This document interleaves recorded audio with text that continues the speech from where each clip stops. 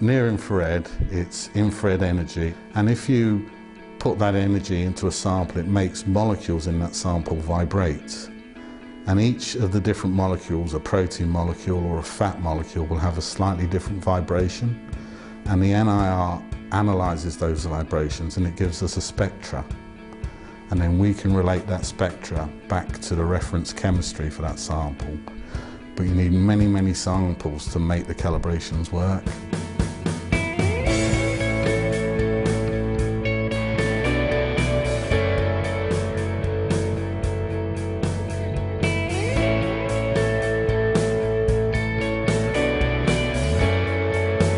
Aunir has started from humble beginnings as an end user to where we are today, and the experience that we've built up along the way is vast. We are part of a business called AB Agri, which is the UK's largest feed business, and the team here is possibly second to none in its experience worldwide. We're seen as being the centre of excellence, even with our own ABF group of companies, that we have the expertise in NIR. And now we're at the stage where we're selling the calibrations all over the world, very successfully.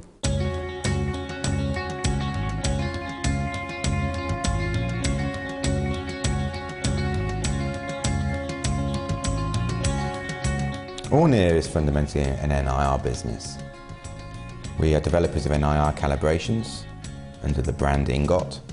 We developed quality control software for taking NIR data, and that software package is called Specman Gold. And we provide calibrations software to the feed, food, flour industry to help them analyse their samples, both incoming raw materials, production samples and the final product. Revolving around both those products, we offer consultancy services and support contracts as well.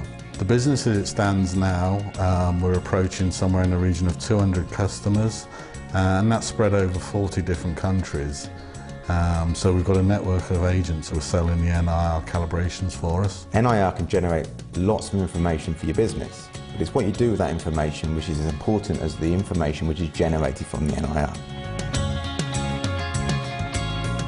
The problem with NIR technology is actually the calibration development, and that's fundamental to our business. The calibrations need to be constantly updated because we're dealing with biological materials that are inherently variable. Then you need significantly more samples than you do in, say, the pharmaceutical industry, which is a very consistent product.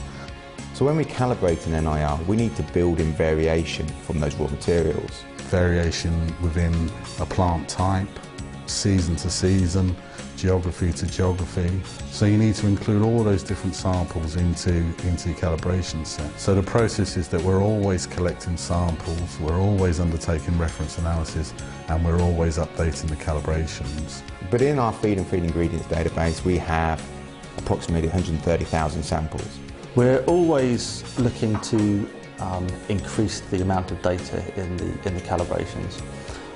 But what we also find is very important is that we put the right data into the calibrations.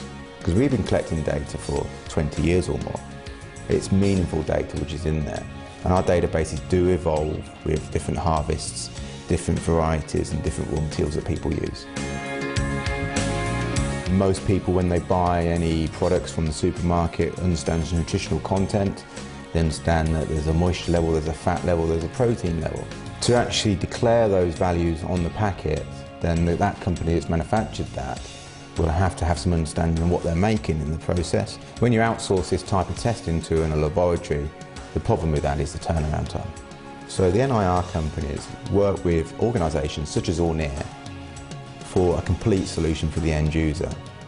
We should be thought about as a feed business and a food business that's learnt about NIR technology.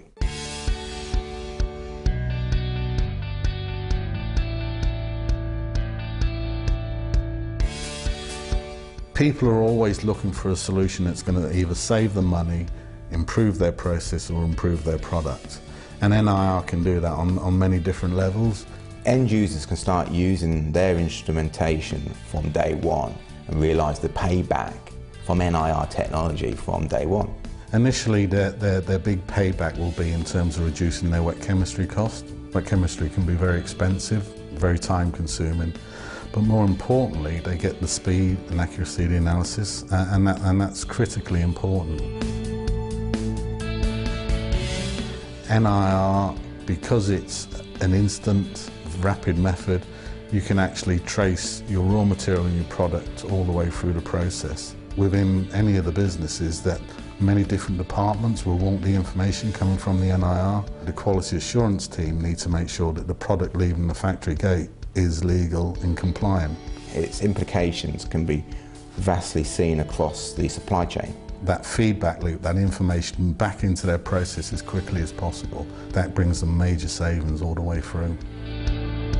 So not only are we promoting NIR calibrations worldwide, we are actually users of NIR technology ourselves within our own business, because we recognise that NIR, when properly implemented with good quality calibrations, can actually save a business vast amounts of money.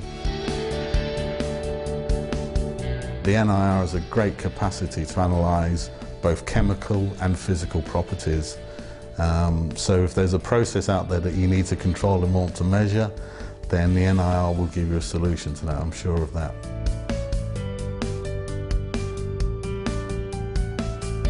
We have the knowledge, plus we have very good relationships with prominent NIR specialists. We work very closely with the providers of the NIR hardware.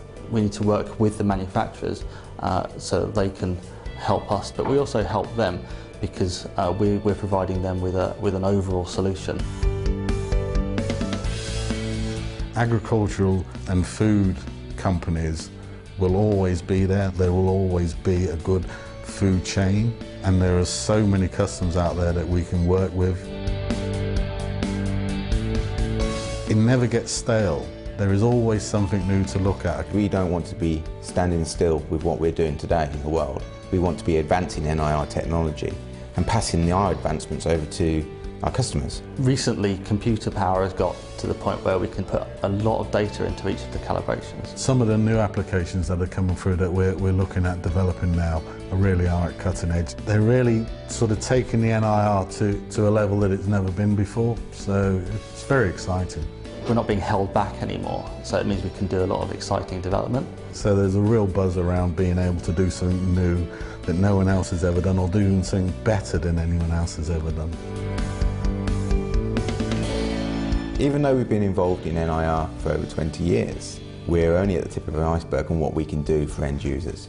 NIR has just a wealth of opportunities.